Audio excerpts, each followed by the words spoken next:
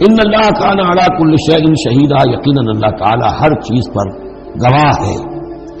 اب آئی ہے وہ آیت اصل میں کانٹے دار آیت جو ہے، جو عورتوں کے حلق سے بہت مشکل سے اترتی ہے، کانٹا بن کر اٹک جاتی ہے۔ الرجال قوامون علی النساء، یہ تمہید تھی ساری، ایک سورہ بقرہ میں تمہید آ چکی تھی،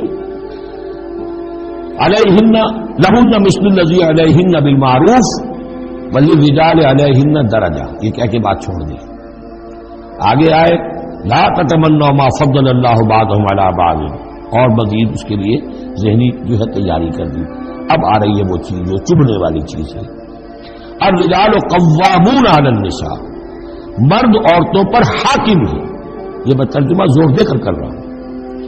یہ قامہ جو ہے، قامہ جب علا کے ساتھ آئے گا تو کچھ اور معنی ہوں گے، قامہ بے کے ساتھ آئے گا کچھ اور معنی ہوں گے۔ قامہ بے کسی شے کو قائم کرنا، کونوا قوامین بالقسط، اسی سورہ مبارکہ میں یاد آ جائے گی، کونوا قوامین بالقسط، عدل کو قائم کرنے والے بن کر کھڑے ہو جاؤ۔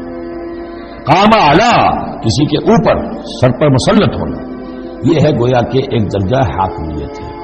گھر کے ادارے میں حاکم ہونے کی حیثیت مرد کو حاصل ہے۔ سربراہ خاندان جو ہے وہ مرد ہے، عورت نہیں۔ عورت کو بہرحال اس کے ساتھ ایک وزیر کی حیثیت سے کام کرنا ہے، یہ ہے اس کا اصل رول۔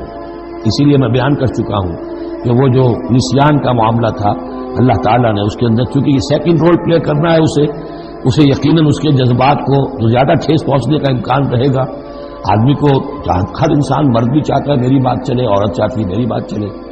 اب آخر کار کس کی بات چلے گی؟ یا تو دونوں کسی طریقے سے کسی مسئلے میں متفق ہو جائیں، اور عورت جو ہے بیوی اپنے شوہر کو دلیل سے، اپیل سے جس طرح قائل کر لے تو معاملہ ٹھیک ہو گیا۔ اب اگر نہیں ہو رہا معاملہ تو اب کس کی رائے چلے گی؟ مرد کی رائے چلے گی۔ تو کس کو اس سے ایک صدمہ پہنچے گا؟ عورت کو پہنچے گا۔ لیکن اس صدمے کا ہی جو ہے انفلوئنس، اس کو کم کرنے کے لیے سیفٹی والو، نسیان کا مادہ اللہ تعالیٰ نے عورت میں زیادہ رکھا ہے۔ اسی لیے پھر اس قانون شہادت کے اندر ایک مرد کی جگہ 2 عورتوں کو وہاں پر اس کا نصاب رکھا گیا۔ الرجال قوامون علی النساء بما فضل اللہ بعضهم علی بعض۔ اب یہ دوسری بات ہے کہ اگر وہ شوہر حاکم ہو کر ظلم کرتا ہے، ان کے حق ادا نہیں کرتا، تو اللہ کے یہاں بڑی سخت پکڑ ہوگی۔ یہ تو دوسری بات ہے بالکل، لیکن یہ کہ جو قانون ہے اسلام کا وہ یہی ہے کہ یہ اختیار دیا گیا۔ اب آپ اس اختیار کا غلط استعمال کر رہے ہیں، آپ اس کو ظلم کا ذریعہ بنا رہے ہیں، تو اس کی سزا اللہ تعالیٰ کے ہاں آپ کو مل جائے گی۔ بما فضل اللہ بعضهم علی بعض، بسبب اس فضیلت کی جو اللہ نے بعض کو بعض پر دی ہے، وبما انفقوا من اموالهم، اور بسبب اس کے کہ جو وہ خرچ کرتے ہیں اپنے مال۔ اب دیکھیے یہ خرچ کرنے کا معاملہ اسلام میں شادی سے شروع ہو گیا۔ شادی مرد کی بھی ضرورت ہے، عورت کی بھی ضرورت ہے، لیکن مرد مہر دیتا ہے، عورت مہر وصول کرتی ہے۔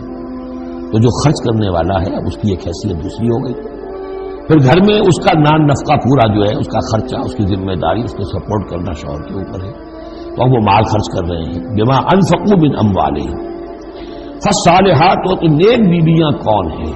جو کہ ایک جو سمجھیے قرآن کے نزدیک ایک عورت کا جو اچھا کردار ہونا چاہیے، ایک خاتون خانہ کی جو بہترین روش ہونی چاہیے، وہ یہاں 3 الفاظ میں آئی ہے۔ فالصالحات، نیک بیویاں قانتات، ایک تو فرما بردار ہوتی ہے، شوہروں کی فرما بردار۔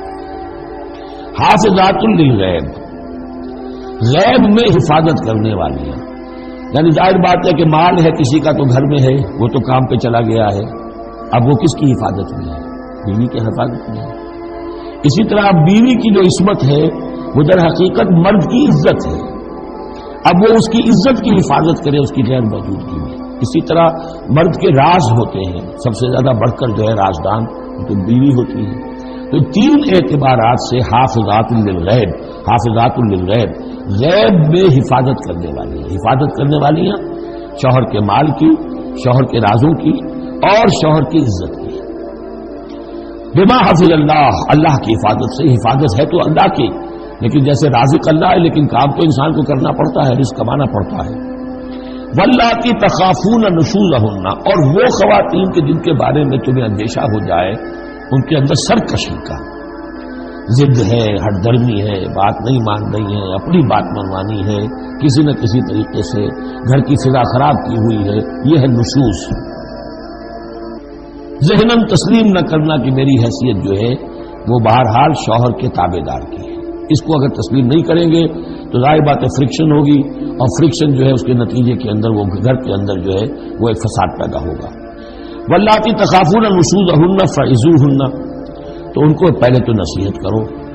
واہجروہن فی المضاجع، دوسرے تنبیہ کے طور پر ان سے تعلق اپنے بستر علیحدہ کر لو اور ان کے ساتھ وہ تعلق ذل و شو جو ہے کچھ عرصے کے لیے بند کر دو.